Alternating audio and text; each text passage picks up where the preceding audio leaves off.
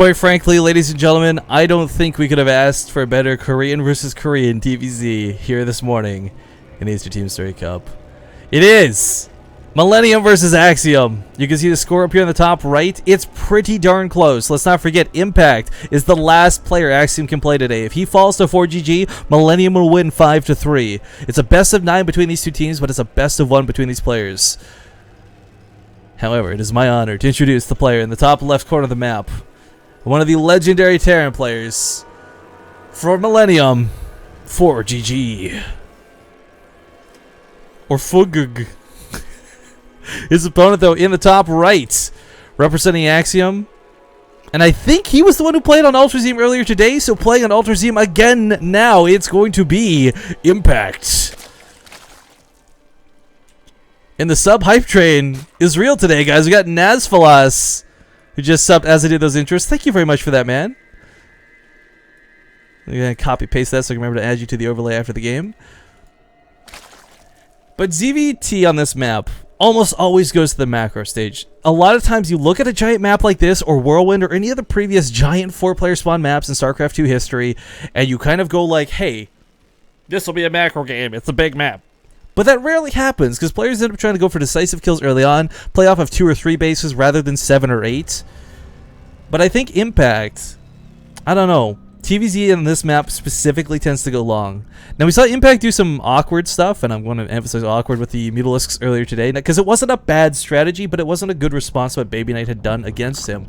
Coming up against ForGG, though, while granted a very tough opponent, and ForGG is no slouch, Impact's TVZ, again, in my skewed vision of the world, because I don't stock Impact enough, but he is one of my favorite TVZ players to watch, and he's got really good, or ZVT rather, he's got really good tactics and really smart decision making, which I think is what really gives him a lot of strength. Code A player as well, let's not forget, doing pretty well over in Korea, representing Axiom quite well. ForGG, though, is a player as well. You can't give this guy enough credit. You can't talk about him enough and do justice about it, because he's been around for so long. He's played in so much, and at such a high level for such a long time. I'm really curious to see, though, if I had to randomly guess, I imagine, like, I'm just like, guys, this is 100% me flipping a coin. I say Impact takes us to Game 9. And I only say that because I want more of these players. I don't know who Millenium would resurrect after this to take out Impact. Maybe Baby Knight, because he already did the job once today. But this has come pretty down to the wire. From a series that started off 2-0, then a reverse 2-0, then 1-1-1-1. We now find ourselves in this match, and I'm super stoked for this either way. Whether Millennium's ForGG goes for Bio or Mech as well, this map is great for both, because you've got the potential of those longer games, the further away engagements. It takes forever. Even if you have speedlings rallying across the map, it takes a long time to go from the top right to the top left. Impact is actually going to scout his opponent right away. And oh my god! The sub train, the sub hype Israel, Chef Tarzan! Thank you for your sub, man. Another subscriber. Holy cow! You guys, I need to talk about the game, not about the subs, but thank you very much. Oh man, I got a big dumb smile on my face right now. Metabolic boost on the way here too. So I mean, there's not a lot you can do. We talked about this earlier when he was playing against Baby Knight. I'll bring it up again. The problem is this map. It's one ramp, covers 2 bases. Zerglings aren't going to get a lot done. And unless you're willing to stake your life on like a Roach bailing all-in, you're not going to break this ramp anytime soon. And Impact, by the way, again, I'll reiterate this. He's not a player we've seen do a lot of cheese in the past. His response to Daishi wasn't even technically cheese, because it was like just the response he needed to win that game. I've not really seen him go for the Hyun-style 3-hatchery Roach bait all-in ever in my time watching him, but I'm sure he's perfectly well capable of it.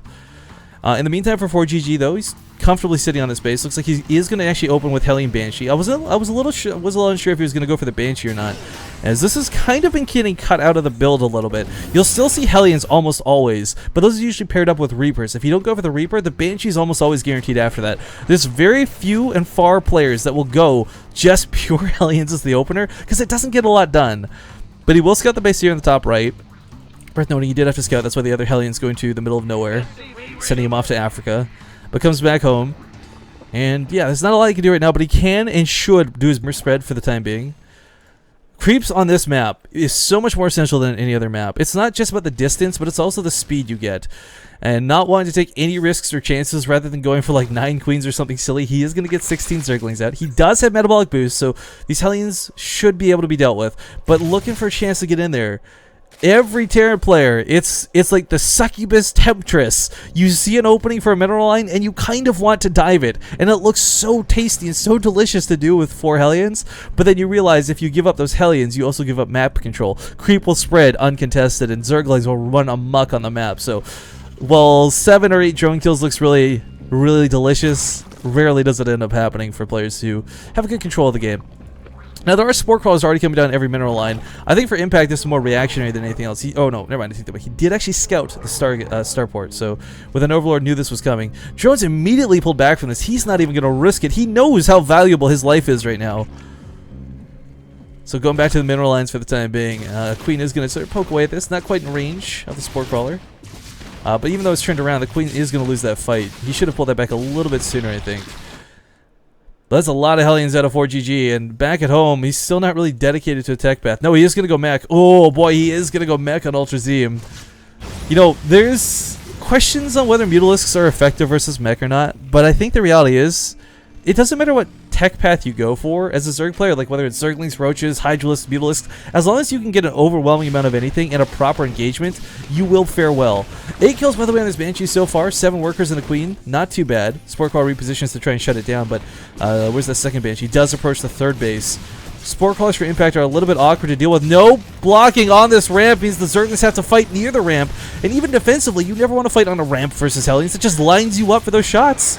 Little bit scary there for Impact, because if those Hellions had gotten up to the main, that could have been really dangerous. But giving Pursuit here in the middle of the map, not too threatened. More drones on the way. Oh my god, are you serious? I'm not even complaining. But Dr. Faceface! What a great name. Thank you for the sub, man. So I get like, you guys can't see it on the screen, and I've talked about this a little bit before in the past. I gotta figure out how to turn it off, because it is rather distracting. But about this corner on my screen gets covered up with a notification that's like, oh, you've received a subscriber. So thank you, Dr. Faceface. You rock. Man, you got 3 subs in one game. You start making me blush and get all happy. Sorry. Composing myself here, though. We got Vikings on the way. We got Thors. We already have a ton of Hellions. And the problem is, does he actually know about the Spire?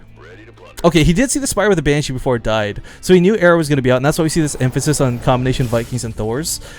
The problem remains for Impact, though. Getting to that amount of Mutalisks where you can really abuse it. We see ranged weapons being invested behind this, so we may not actually see more than even 20 Mutalisks at most, depending on how much he wants to dedicate this. But seeing mech, his response is probably going to be either Roach Hydra, which is really vicious, or Swarm Host, or a mix of both. I kind of feel Roach Hydra's got a really nice place in ZVT. All-ins from it. If you guys have never seen, Tefl from Dignitas has some of the craziest, strongest Roach Hydra all-ins I've ever seen, and he's beaten players like Joxy with them before in the past. If Impact were to try and implement the same thing, I wouldn't call it a bad move at all. He could definitely try to make that work versus ForGG, but for now, yeah, Roach went on the way a little bit tentative. He cleans up all the Hellions, which is huge, because now that threat's gone. There's no more worrying about the Hellions diving past your Queens, you being a little out of position. Impact can just keep spreading creep like crazy without having to worry about this too much. So I'm circling sitting down here. One of my favorite moves to watch people do versus meching players, and again, as a Terran player who mechs himself, this is a dirty thing to talk about. I love watching players who will hide like 8 Zerglings, more from an Banelings, and walk them into a 3rd. Because a lot of the time, you might assume like there's going to be tanks out, but meching players from Korea, is specifically and especially, they go for that Hellbat Thor composition with heavy Vikings. They get aggressive. They don't go for that goody / Avilo style of like turtle mech, where you just build 100 siege tanks and turtle up till you have ravens. And as we see, ForGG is going to push. And quite frankly, without a ton of roaches, this is going to be hard to deal with. He's got 6 on the way, but that's not going to be enough. Are there even any in play? There's 20 Lings. That'll help a little bit if you can clear out the Hellbats. No Blue Flame, worth noting. This will help a little bit. Queen's going to hit and run. How about the Banshee's on top? This is going to be even worse. Impact, perhaps a little unprepared for this push. Banshee's going to be problematic enough. The nice thing, though, Thors, while they hit incredibly hard, they do shoot really slow, and they take forever to churn. So if you have enough units, you can engage into a Thor. Hell, drone pulls sometimes can be quote-unquote effective, but he's got to deal with the Hellbats first. Now Roaches are coming out, and the Thors are going to try to be dealt with. There's still Banshees in the sky, though, and they're going to rain hell down from above. Mules are coming back into the action, but there's 4 Vikings here, 5 Vikings here, and they've got 1-1. Queens have died, and the Roaches are gone. There's 1 left, but the drones, as stated before, have been pulled, and he's trying to deal with this. But he's going to lose this base, and Axiom's impact on the ropes already. I am surprised this happened, because he saw this coming from so far away, but 11 Roaches still coming out. The problem is he's losing Overlords. He's bleeding this out. Good game is going to be called, and looks like, oh god, that's going to be it. Millenium will take it 5-3 over Axiom in the end.